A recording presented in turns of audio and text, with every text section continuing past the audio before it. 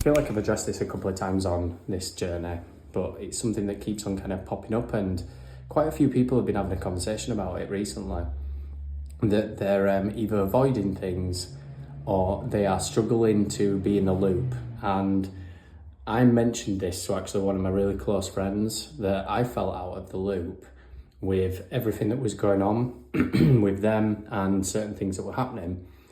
And then they were like exactly the same.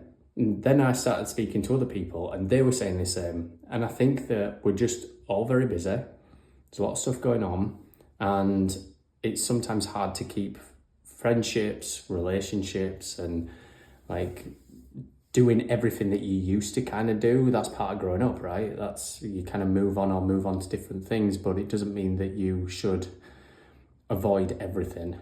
And that's something that I've been doing, is avoiding messages or avoiding stuff. And it's not because I don't like that person or I don't want to speak to that person.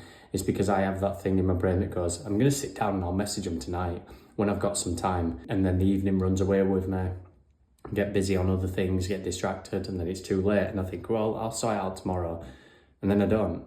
And then I also get to a point where sometimes I'm like, I don't know what to actually say, because now I feel bad. Maybe a day or two of not messaging and then thinking, right, I can message now.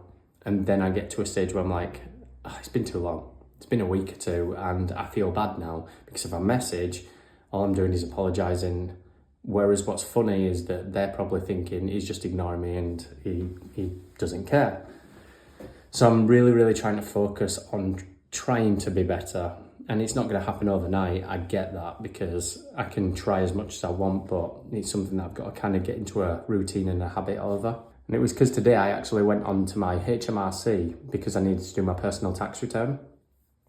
And they had sent me a letter and basically said, you need to sort out this and give me your details about stuff, because now I'm self-employed. I have to kind of register and do things every quarterly now, not yearly.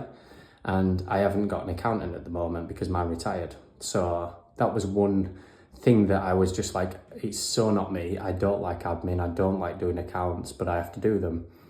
And it's just something that I've been putting off. And if any letter comes through about it, I just think, right, okay, I'm going to sort it out, but I need to sort it out in my time when I'm in the right place to do that.